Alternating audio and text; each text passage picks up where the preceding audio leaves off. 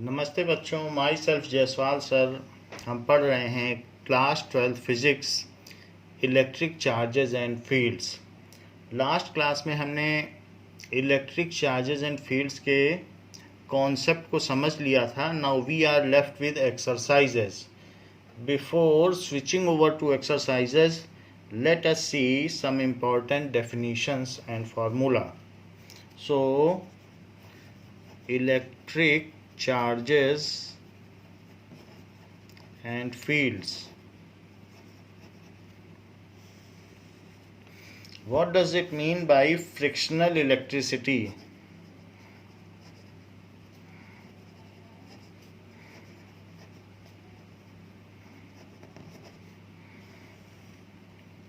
So, electricity produced on bodies when dissimilar bodies are rubbed with each other. When two dissimilar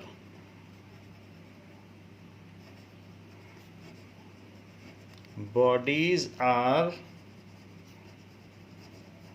rubbed with each other,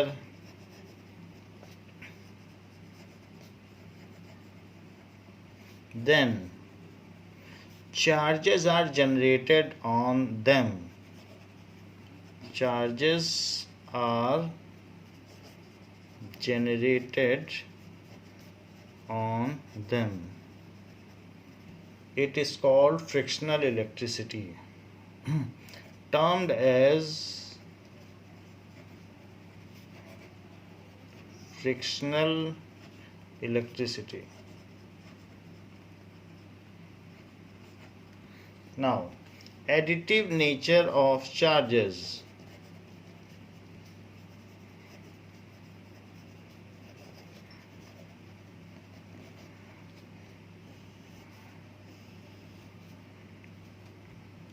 Total charge on an isolated system is equal to total charge on isolated system is equal to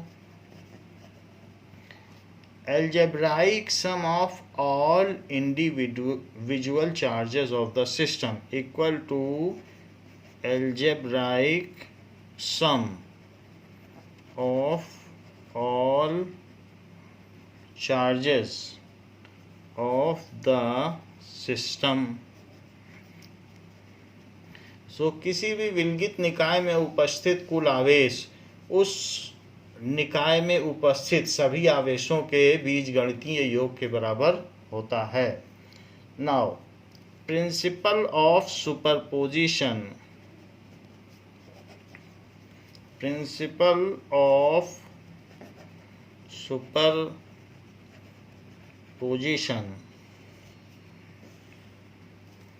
It states that the total force on a given point charge. It states that the total force on a given point charge due to other interacting charges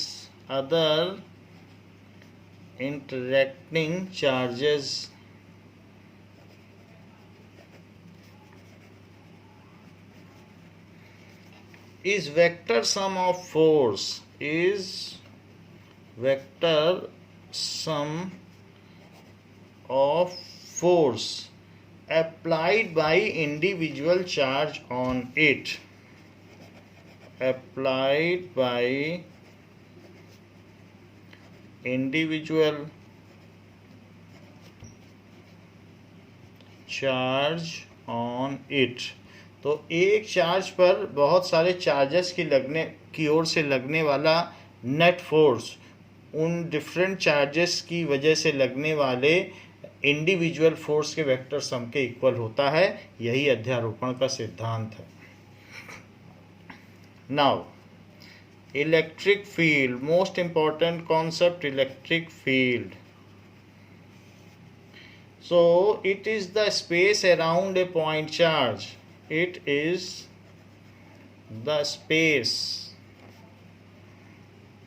around a point charge in which its effect can be felt.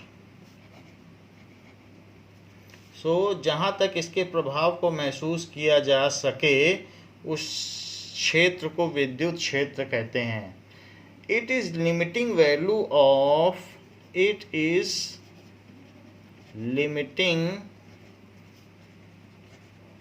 Value of electrostatic force per unit test charge. Electrostatic force per unit test charge, like electric field is equal to limit test charge tends to 0. Test charge अगर 0 है तो F upon Q not. जहाँ पर किसी point पर अगर test charge रखा हो and this is source charge और इससे कुछ डिस्टेंस पर P डिस्टेंस R डिस्टेंस पर एक पॉइंट P है, वहाँ बहुत छोटा सा चार्ज रखा है Q नॉट. वो इतना छोटा है कि इट टेंड्स टू 0. तो electric field at P will be the force acting between the charges at P divided by Q nought. तो जितना भी फोर्स एक्ट कर रहा है वो पर यूनिट चार्ज, मान लो ये 4 कूलम है तो 4 कूलम पे जितना फोर्स एक्ट कर रहा है उसमें फोर्स डिवाइड कर दो तो पर यूनिट पे आ जाएगा. So this will be newton per coulomb.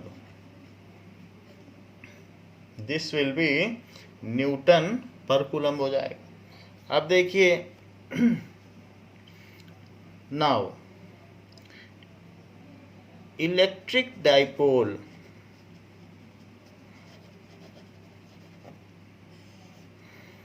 System of two equal and opposite charges separated by a finite distance. System of two equal and opposite charges separated by finite distance. Electric dipole moment. Electric dipole moment. What does it mean by the product of magnitude of either charge and the dipole length?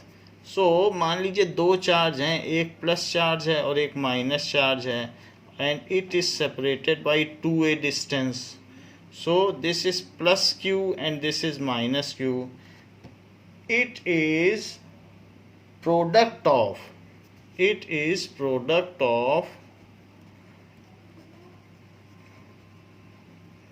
magnitude of either charge and separation between them and dipole length. इस length को dipole length कहते हैं. Dipole length, क्योंकि dipole है तो dipole की जो length होगी वो डाइपोल लेंथ होगी. And dipole moment is equals to Q into 2a. So ये चीज़ है. अब इसकी डायरेक्शन क्या होगी? फ्रॉम निगेटिव टू पॉजिटिव, क्योंकि ये वेक्टर है तो इसकी डायरेक्शन दिखानी पड़ेगी. तो इसलिए from negative to positive, negative से प्लस होती है इसकी डायरेक्शन. तो अब अगर दिखाएंगे तो डाइपोल मोमेंट इधर दिखाया जाएगा. This is P. It is in such a manner. Now Electric lines of force. What does it mean by electric lines of force?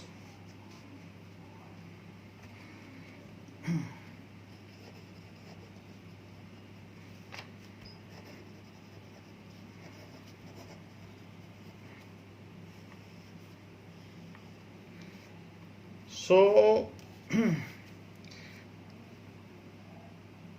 hypothetical lines drawn या imaginary line drawn around charge or group of charges.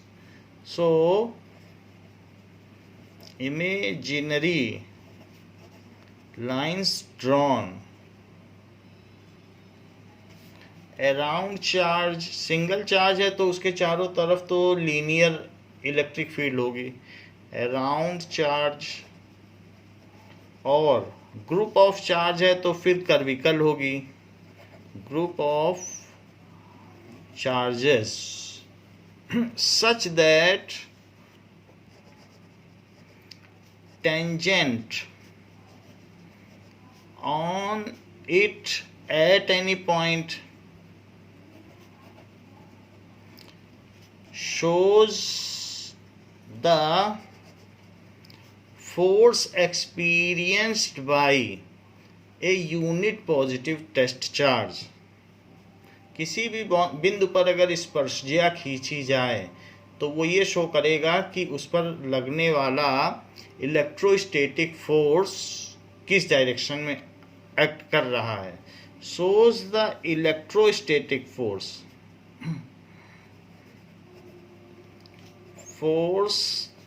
acting at that point on test charge, कोई भी test charge, छोटा सा test charge. तो मान लीजिए ये plus है और ये माइनस है, तो फील्ड लाइंस इस तरीके से यहाँ आ रही हैं, प्लस से इमर्ज होती हैं. तो इस पॉइंट पर अगर हमने एक छोटा सा क्यूब नॉट रख दिया तो इस पर टेंजेंट ड्रॉ करो. It will show that in which direction at this point the force will be experienced by this test charge. तो ये इलेक्ट्रिक फील्ड लाइंस हो गई. Now electric flux.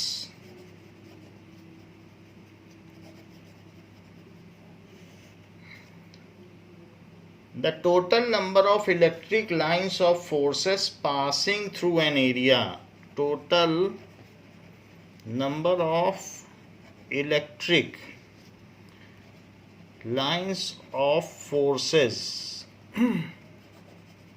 passing through an area held normal to them around a given point. So जो भी total number of electric lines of forces passing through an area is called electric flux. इसी को electric flux कहेंगे. तो अगर मान लीजिए कोई कैसे भी रखा है और यहाँ पर इसमें से जो भी फील्ड लाइंस निकल रही हैं किसी में, तो इस तरीके से होगा. जहाँ पर इस सरफेस के वेक्टर को एरिया वेक्टर कहा जा सकता है, वो परपेंडिकुलर लिया जा सकता है. This is perpendicular, so it is area vector, it is field. तो फील्ड और एरिया वेक्टर के बीच में कुछ एंगल होगा थीटा, क्योंकि कोई इनिशियल पॉइंट मिला दीजिए तो थीटा हो गया. तो electric flux is E dot S, या ये कहा जा सकता है ई एस कॉस थीटा, ऐसा कहा जा सकता है. तो फ्लक्स हो जाएगा, ये न्यूटन पर मीटर है और ये है एस मीटर स्क्वायर, ये Newton per coulomb. So unit हो गई Newton per coulomb metre square, इसकी यूनिट हो गई, ये चीज़ हो गई. इस इलेक्ट्रिक फ्लक्स ऐसा भी हो सकता है कि किसी ऐसे एरिया में से इलेक्ट्रिक फ्लक्स हमें लेना पड़ जाए जबकि उसके अंदर कुछ पॉजिटिव चार्ज है, तो ऐसे केस में छोटे छोटे सेक्टर लिए जाते हैं और उससे जो भी चीज़ निकलती हो तो उनका आपस में होगा, कुछ ना कुछ एंगल भी होगा, क्योंकि ये इर्रेगुलर शेप का है तो इनके बीच का एंगल थीटा होगा। परपेंडिकुलर सरफेस ले ली और इलेक्ट्रिक फील्ड ये है, सरफेस ये है, ऐसे छोटी छोटी सरफेस लेके टोटल फ्लक्स कैलकुलेट कर लो। तो electric flux is equals to the surface integral. इसको कहते हैं, इंटीग्रेट तो कर ही रहा हूँ लेकिन कहीं छूट ना जाए, ये पूरा पूरा एरिया चारों तरफ से बंद हो, तभी तो टोटल फील्ड लाइंस निकाल पाओगे। इसको बोला जाएगा सरफेस इंटीग्रल।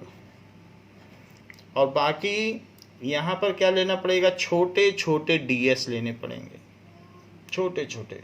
तो इसलिए E डॉट ds ये चीज हो जाएगी।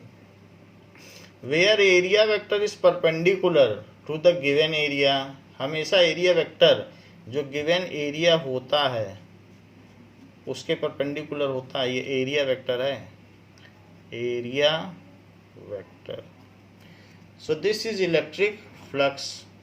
It is denoted by phi. Flux is that is flowing. What is Gauss law? Gauss law क्या है? Of electrostatics.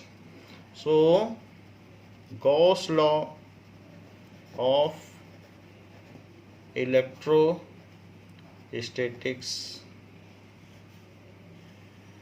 ऐसे। Now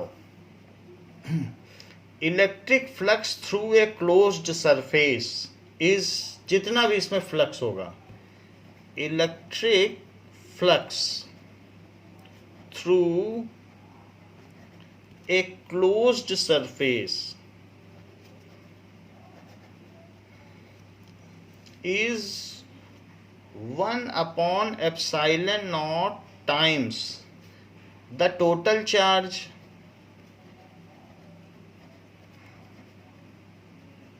enclosed inside it, enclosed inside it।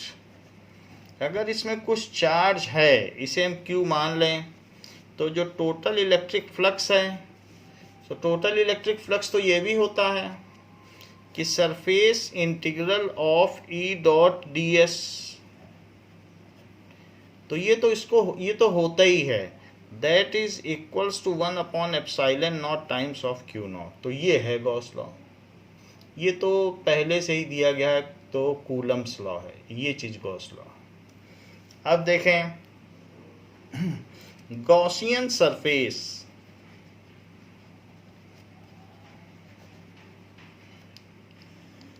the surface drawn around the closed integral surface drawn around a charge, the closed integral surface drawn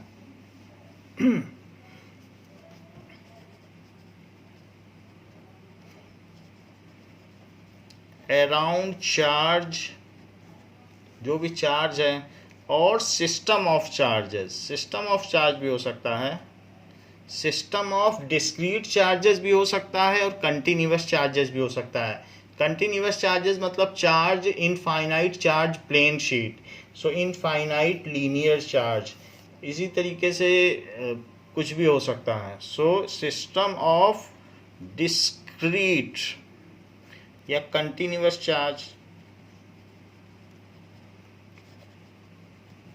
तो उसके चारों तरफ जो closed integral surface हम draw करते हैं to find out electric field at any point on the Gaussian surface, to find out, इसीलिए Gaussian surface draw की जाती है, to find out electric field on any point of it। Gaussian surface is such drawn that it has certain type of symmetry, चाहे वहाँ पर जो भी area vector है उससे 90 डिग्री हो या 0 डिग्री हो या 180 डिग्री हो। So it is such drawn that it has certain type of symmetry. It is such drawn that it has certain type of symmetry, that it has certain type of symmetry. It is an alternative method to find out electric field. So alternative method of Coulomb's law. It provides alternative method and simplistic method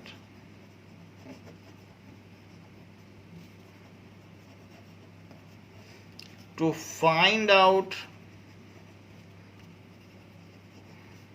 electric field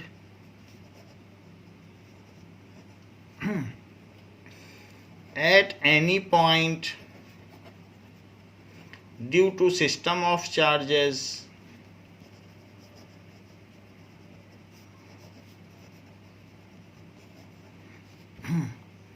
so simplistic method, ठीक है, in comparison to Coulomb's law, उसके comparison में alternative method है.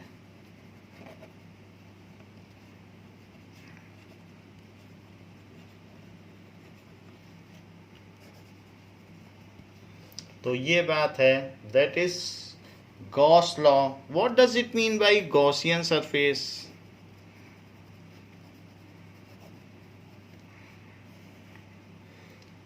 Any closed surface around the charge distribution, any closed surface around charge distribution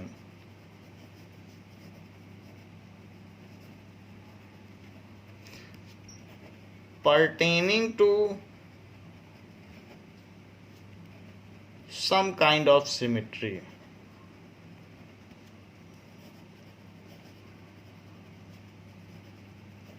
तो इस तरीके से Gaussian surface हो जाती है. देखिए, these are the various definition regarding the chapter. However, there are also certain formulas. So formulas क्या हो सकते हैं? जैसे कि Coulomb's law is equal to 1 upon 4 pi epsilon naught q1 q2 upon r square. Second is electric field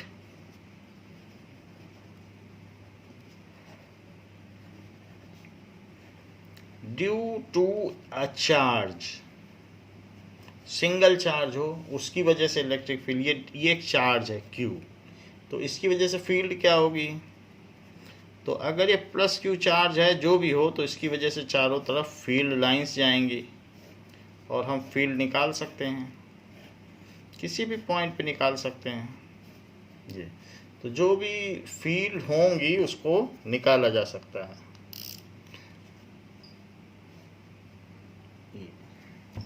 now तो it is equals to 1 upon 4 pi epsilon naught q by r square.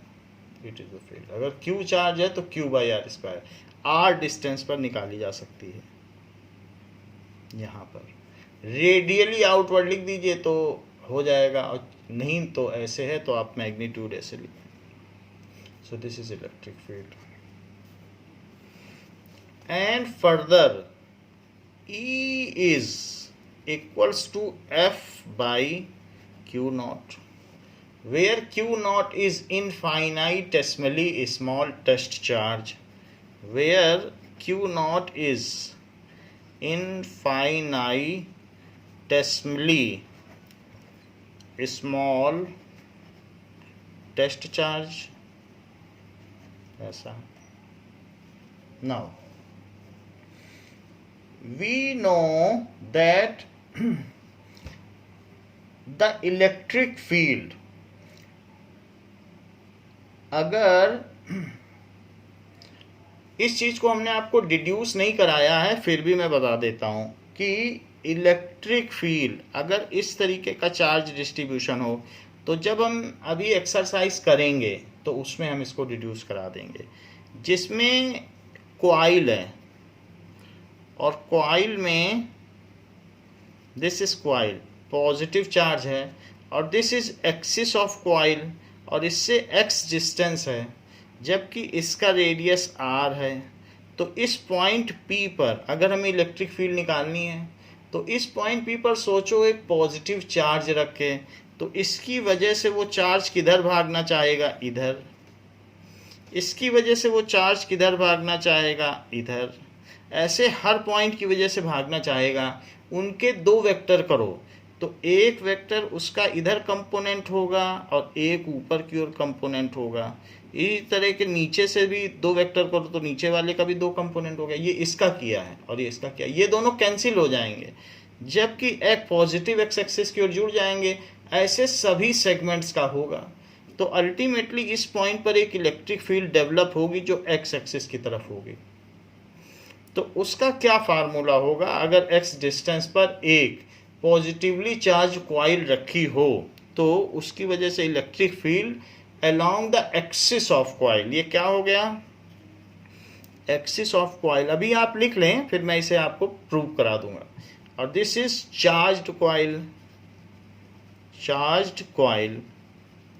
तो that is equals to 1/4 pi epsilon not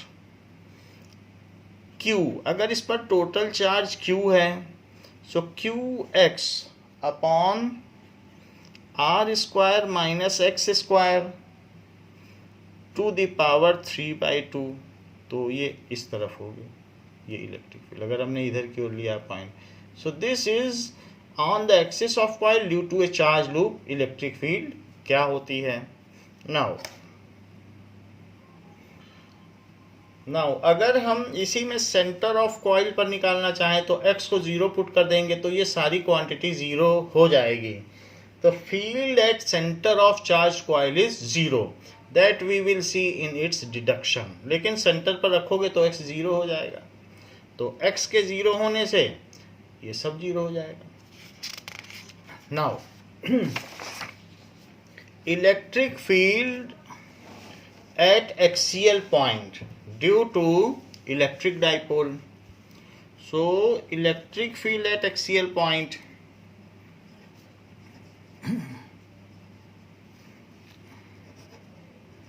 field at axial point due to electric dipole। Electric dipole की वजह से axial point पर क्या field होगी। तो मान लीजिए कि ये एक प्लस क्यू है और ये माइनस क्यू है, तो जो डाइपोल मोमेंट होगा वो माइनस से प्लस की तरफ होगा। और इसके किसी भी पॉइंट पर अगर हम इलेक्ट्रिक फील्ड निकालें इस पॉइंट पर, सो ये पॉइंट P है, तो यहाँ पर इलेक्ट्रिक फील्ड निकालें। So this will be equal to electric field, it is equal to जो डिस्टेंस ली जाएगी वो सेंटर से ली जाएगी। All the distances are taken from center, जबकि इस डाइपोल की टोटल लेंथ 2a ली गई है। तो इस पॉइंट पर लगने वाली जो फील्ड होगी that is equals to 1/4 pi epsilon nought 2p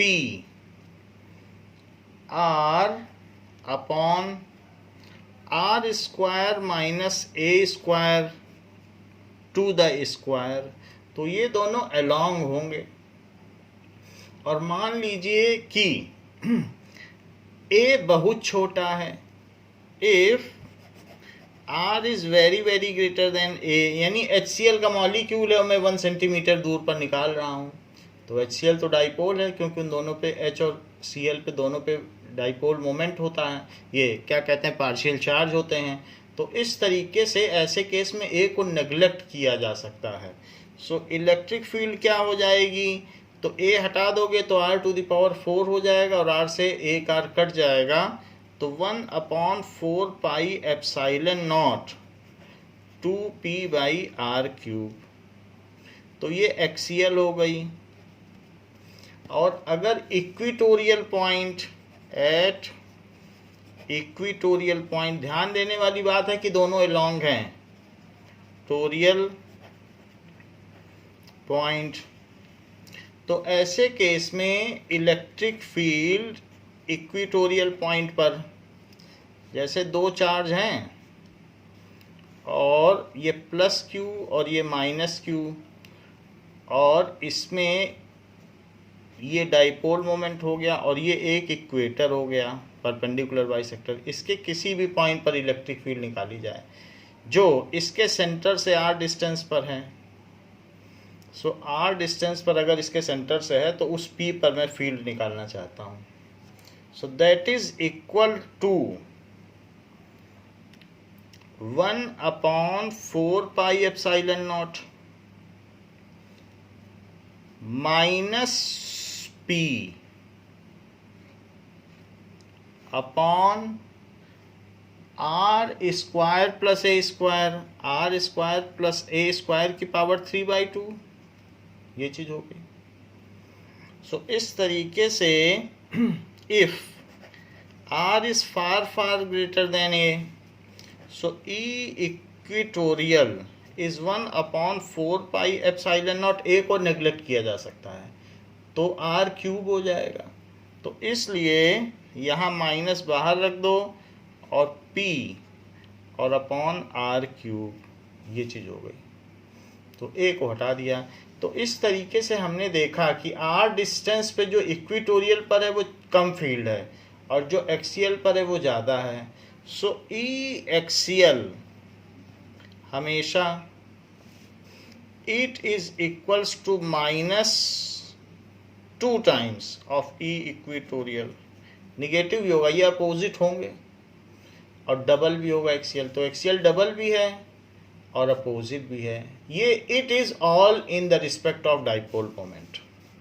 तो ये अपोजिट टू डाइपोल मोमेंट है और वो डाइपोल मोमेंट के अलोंग है। तो ये भी एक फार्मूला है।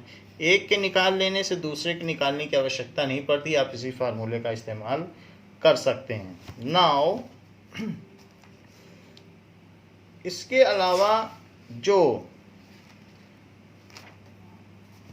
अगर मान लें लॉन्ग स्ट्रेट कंडक्टर है, so electric field at a distance r from a long straight charge conductor, electric field at a distance r from a long infinitely long straight charged conductor, आप infinitely long लिख लें, infinitely long charge conductor है। So that electric field is equals to 1/4 pi epsilon nought 2 λ/r, ऐसे लिख सकते हैं 2 λ/r, और वरना 2 को कट कर दो अगर वैसे याद करना चाहो, नहीं तो ऐसे भी कर सकते हो। और ये जो भी होगा रेडियली अलोंग रेडियल एक्सिस, या रेडियली आउटवर्ड लिख दोगे तो बात बन जाएगी, रेडियली आउटवर्ड, ये चीज हो जाएगी। Electric field due to infinitely charged sheet अगर है तो क्या होगा, सो अब अगर देखें इलेक्ट्रिक फील्ड, ये तो हमने देखा कि एक बहुत बड़ा पॉजिटिव चार्ज का इनफाइनाइटली लॉन्ग था और इससे हमने r डिस्टेंस पर फील्ड यहाँ पे निकाली है। तो P पॉइंट पर तो ये आ गई, this is like this. Okay, जहाँ लैम्डा इसकी लीनियर चार्ज डेंसिटी है। So electric field due to infinitely long sheet, infinitely extended अगर शीट है तो हम उसको कैसे पता करें? Now electric field due to infinitely extended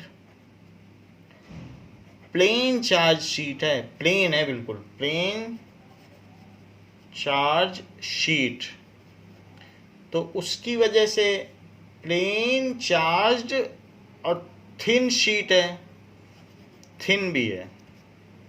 thin का मतलब जो एक साइड में चार्ज है वही दूसरी तरफ रिफ्लेक्टेड है। तो ऐसे केस में जो इलेक्ट्रिक फील्ड होगी that is equals to sigma upon 2 epsilon naught, और वो रेडियली आउटवर्ड होगी for positive charge. So radially outward. अगर बहुत पतली शीट है तो ऐसे केस में वही चार्ज दोनों तरफ होगा, लेकिन अगर थिक शीट हो गई तो क्या होगा? So electric field due to infinitely extended, electric field due to infinitely extended thick plane charge sheet,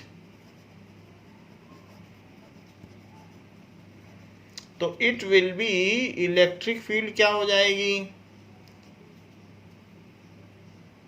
sigma upon epsilon not, वहाँ 2 एप्सिलॉन नॉट था, और अगर मोटी शीट है तो उसमें जो इलेक्ट्रिक फील्ड होगी वो डबल हो जाएगी। सो it is radially outward.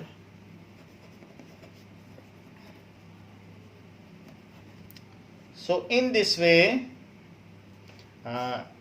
these are the formula for this. Now there are certain units that we have to adhere with. तो यूनिट्स भी हमें देखनी चाहिए कि किसकी क्या यूनिट है, किसका क्या सिंबल है। सो यूनिट्स एंड सिंबल्स अलग अलग चीज़ों के, जैसे कि electro static force, electric field, इसके अलावा इलेक्ट्रिक फ्लक्स, इलेक्ट्रोस्टैटिक कांस्टेंट,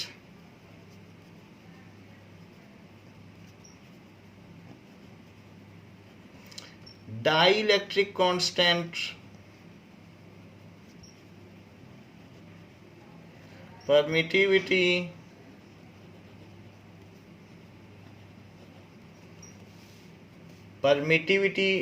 तो ये सारी चीजें आपसे पूछी जा सकती हैं। That is dipole moment,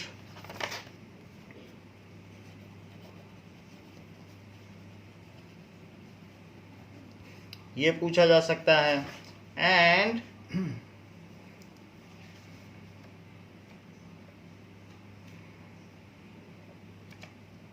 now we will see the symbols allotted to them. These are physical quantities.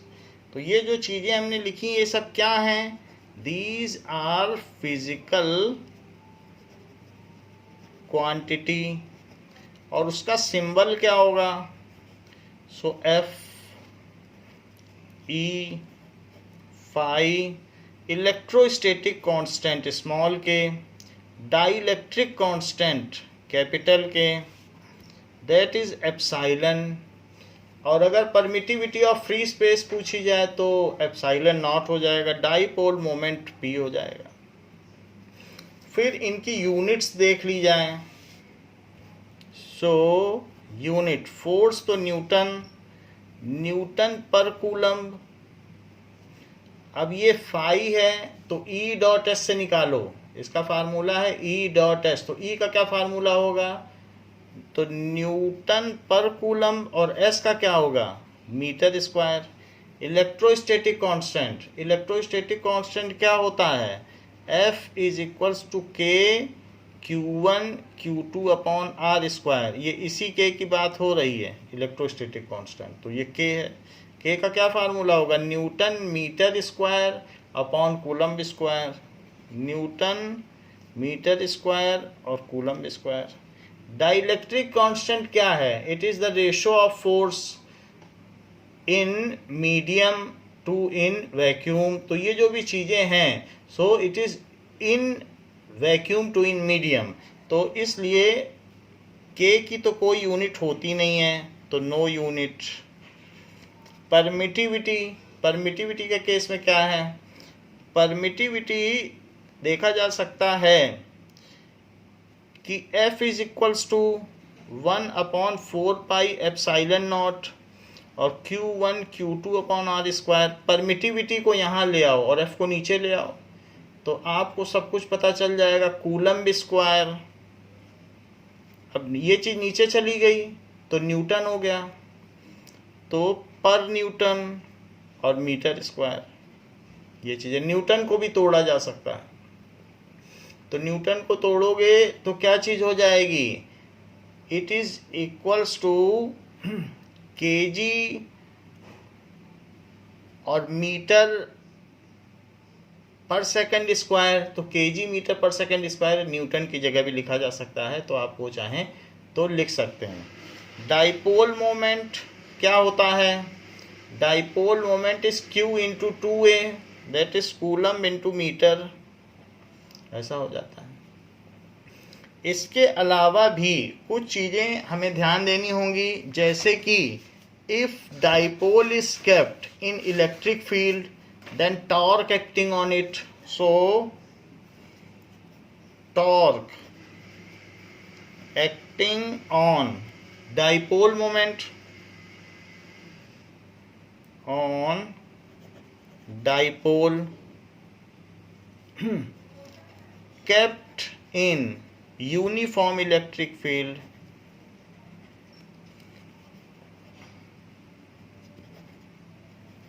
it is equals to P cross E, या फिर torque is equals to P E sine theta, ऐसा भी कहा जा सकता है।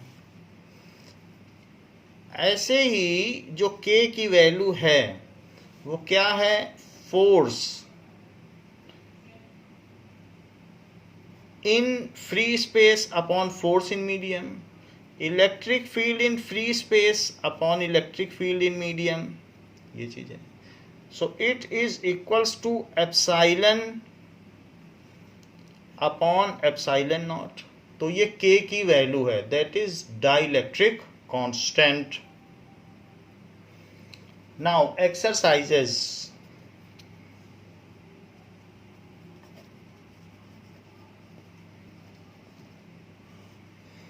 what is the force acting between two small charges, what is the force acting between two small charges,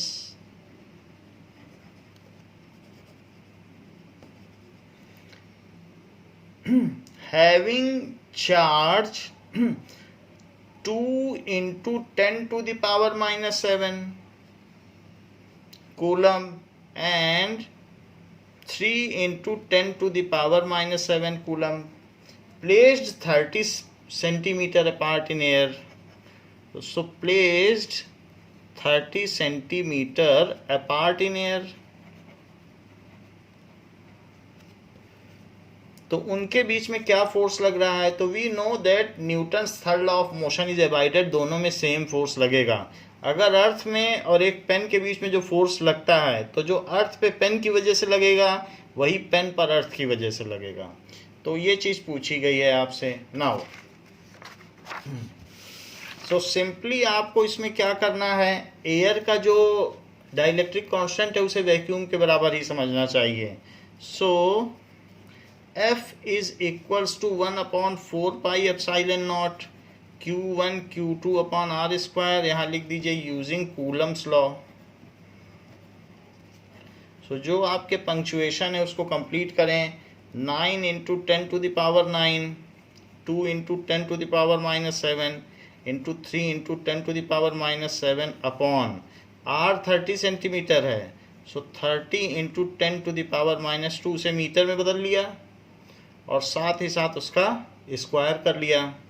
so this is, जो भी फोर्स होगा वो न्यूटन में आ जाएगा। सो 9 into 2 into 3 that is 6 divided by 30 है। सो 30 में से सिर्फ 3 अपने पास रखिए। 30 को 0.3 समझ लीजिए, क्योंकि 30 सेंटीमीटर इसके साथ होगा तो 0.3 का स्क्वायर करो तो दैट इज 0.09। और ऊपर क्या बचा, ये 9 है और ये 7 7 14। सो 10⁻⁹ - 14 इतने न्यूटन। 9 से अगर ये कट गया तो 100 बचेगा, क्योंकि डेसिमल इसे 100 बना देगा। तो 9 से इसको कट करके 100 लिखो। सो इट इज 6 इंटू, यहाँ 10⁻⁻ कितना आ जाएगा, -5 और इंटू 100। तो 100 की वजह से 10⁻⁻³ हो जाएगा। 6 इंटू 10⁻⁻³ न्यूटन। क्वेश्चन में कहा गया है कि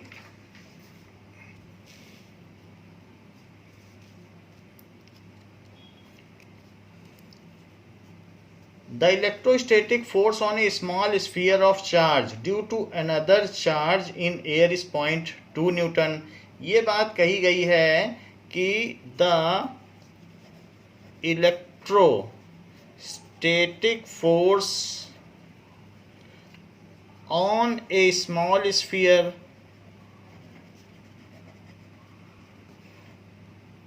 of charge 0.4 microcoulomb due to another small sphere of charge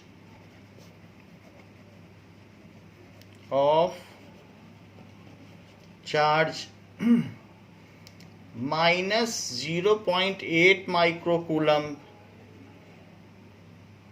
in air is 0.2 Newton. ये बात कही गई कि इतना उस पर फोर्स लग रहा है एक चार्ज पर दूसरे चार्ज की वजह से। What is the distance between the two spheres. So R पूछा गया है, what is the distance between two spheres.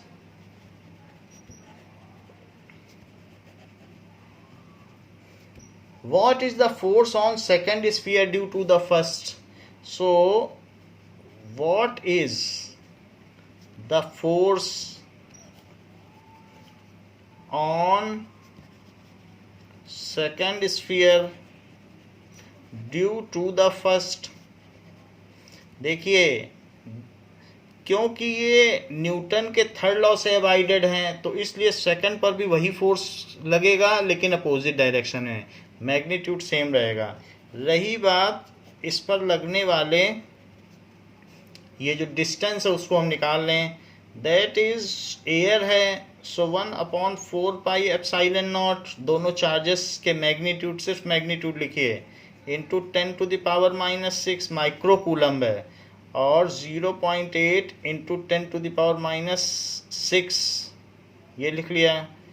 और उनके बीच की डिस्टेंस हमें पता नहीं है तो आर स्क्वायर। सो फोर्स पता है 0.2 is equal to 9 into 10⁻⁹ into 0.4 और 0.8 क्या होता है 0.32 इंटू 10⁻⁻12 अपॉन आर स्क्वायर। तो अब 0.2 है तो नीचे में 9 आ गया, नीचे में 0.32 भी आ गया और 9 और 12 अगर आपस में टोटल करें तो -3 आता है, और वही -3 नीचे आएगा, तो 10 to the power -3 is equals to 1/r²। अब दोनों तरफ पलट दो, तो पलट देने से क्या होगा, 9 into 0.32 into 10 to the power -3 upon 0.2 is equals to r²।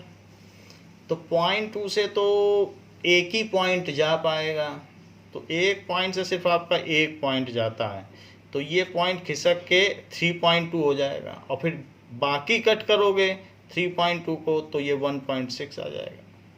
1.6 को 9 से मल्टीप्लाई करो तो दैट इज़ 14.4, तो ये चीज़ हो जाएगी, और into 10 to the power -3 is equals to r²। इसे 144 कर लो, तो ये थोड़ा सा बड़ा हो जाएगा, तो इसे छोटा कर लो और इसका रूट ले लो, तो r हो जाएगा। So it is 12 into 10 to the power -2 is equals to r। तो डिस्टेंस हो गई 12 centimetre. So the distance between charges is the distance between charges is 12 centimetre, क्योंकि ये एसआई सिस्टम में आया है तो ये मीटर में आया है, हम उसे सेंटीमीटर में बदल लें, तो मीटर है तो 0.12 मीटर, तो 12 सेंटीमीटर। फिर सेकंड पार्ट, एज कूलम्बियन फोर्स या electrostatic force is abided by Newton's third law of motion, as electrostatic force is abided by Newton's third law of motion. So second sphere will experience same force but in opposite direction. So second charge will experience same force that is 0.2 Newton, 0.2 Newton but in opposite direction. So इन पर लगने वाला charge का परिमाण तो same होगा लेकिन उसकी दिशा विपरीत होगी, ये बात कही गई है। Now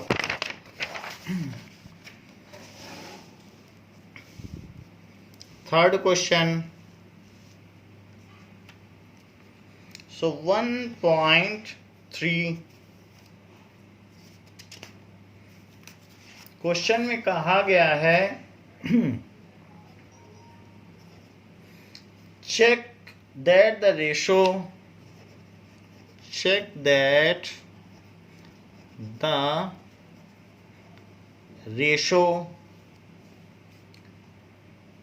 ke square upon g MEMP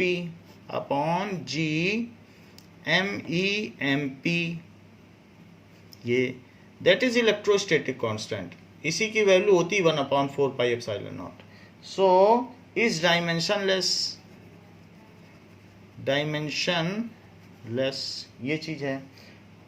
so determine the value of this ratio, इसके अलावा also determine the value of this constant, constant. तो हम ये जानते हैं कि अगर मान लीजिए एक इलेक्ट्रॉन है और एक प्रोटॉन है, तो उनके बीच में दो फोर्सेस लगेंगे। एक तो इनके बीच में जो फोर्स ऑफ अट्रैक्शन लगेगा वो Fg भी लगेगा, और एक फोर्स ऑफ अट्रैक्शन और लगेगा क्योंकि अपोजिट चार्ज भी तो हैं, तो वो कितना लगेगा, वो Fe लगेगा। अट्रैक्ट दोनों ही वजह से करेंगे, मास की वजह से भी करेंगे और साथ ही साथ में अपने चार्जेस की वजह से, क्योंकि अपोजिट चार्जेस हैं। सो इसलिए जो Fe है वो क्या है, दैट इज के, और Q1 Q2 या E into E upon R square, और एफ जी क्या है, it is equal to G M E M P, और डिस्टेंस तो इनके बीच आर रही। तो इस तरीके से अगर हम डिवाइड कर दें, so F E upon F G, ये इस तरीके से करें, so it is K E square by R square upon G M E M P by R square. तो ये कट गया, और इधर आ गया Newton upon Newton is K E square upon G M E M P. तो यही quantity तो पूछी गई है, so it is Newton upon Newton, so no unit, इसकी कुछ यूनिट नहीं हुई, is equals to K E square upon G M E M P. So K E square G M E M P is dimensionless, so K E square upon G M E M P is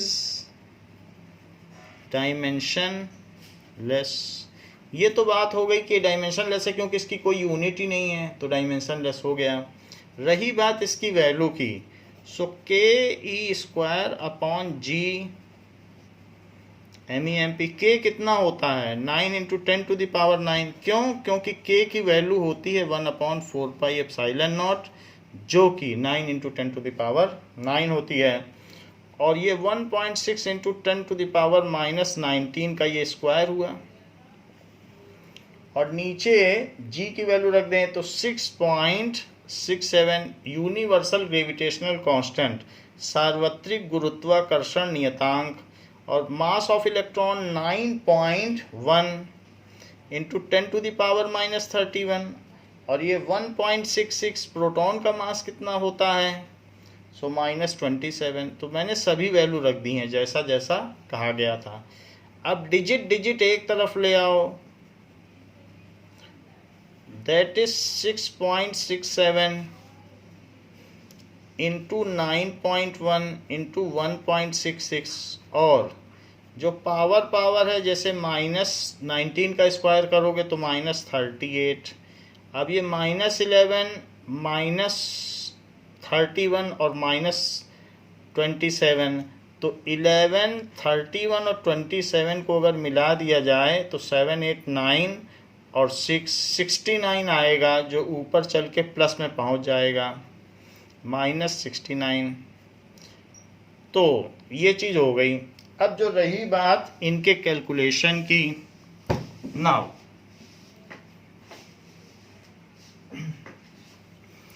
इसको calculate कर लेते हैं। This is 9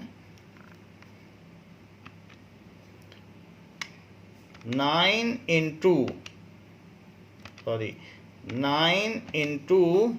1.6 into 1.6 divided by 6.67, 6.67 divided by 9.1,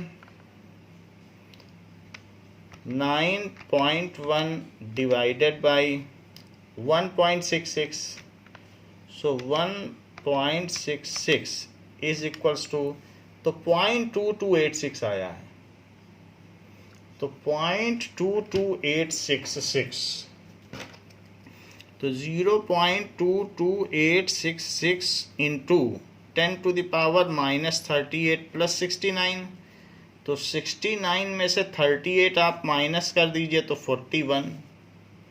तो इसलिए आप इसे 2.286 है तो 2.29 लिख दें, और एक डिजिट बढ़ा दिया तो पहले न लिखें, पहले आप ऐसे ही लिख दें, अगले स्टेप में बढ़ाएंगे जिससे कि सीक्वेंस बना रहा है। तो 0.299 वही लिख दिया 0, और इंटू 10 टू द पावर 41 आया प्लस का, सो अब लिखो 2.29 और इंटू 10⁻40, इसको बढ़ाया तो इसको छोटा कर दिया, तो इसलिए ये चीज़ आ गई 2.29 into 10⁻40। Now see there is some mistake, यहाँ पर 9 है, इस 9 की हमने काउंटिंग नहीं की है, तो यहाँ पर वो 9 हमने छोड़ दिया है, तो +9 लिखिए। अगर +9 लिखेंगे तो ये कितना आ जाएगा, ये -29 आएगा, क्योंकि 9 अगर आप इसमें ऐड करो तो कितना आ जाएगा, -29। तो मैं इसे अमेंड करता हूँ, दैट इज -29। सो -29, अब -29 आ गया तो इनको सब्ट्रैक्ट करो, तो 69 और -29 तो कितना आ जाएगा, दैट इज इक्वल्स टू 69 और 29 को सब्ट्रैक्ट करो तो 40 आया, तो 40। और अब यहाँ पर इस चीज़ को बड़ा करो तो इस चीज़ को छोटा करो, तो दिस इज इक्वल्स टू 39, और ये डायमेंशन लेस होगा। यहाँ भी एक गलती की है, जब सब्ट्रैक्शन किया है तो 1 और इसको सब्ट्रैक्ट करने से 3 आना चाहिए, तो ये भी गलती हुई है। तो यहाँ पर ये आपका आंसर हो गया कि ke² upon this is having the value of this. तो बच्चों, this shows that the electrostatic force is very larger than the gravitational force। तो इलेक्ट्रोस्टैटिक फोर्स बहुत ज़्यादा होता है, सो electrostatic force is very large than, very large and strong भी लिख सकते हो, than gravitational force। नाउ तो इस क्लास के लिए बच्चों इतना ही, बाकी नेक्स्ट क्लास में हम देखेंगे। Thank you.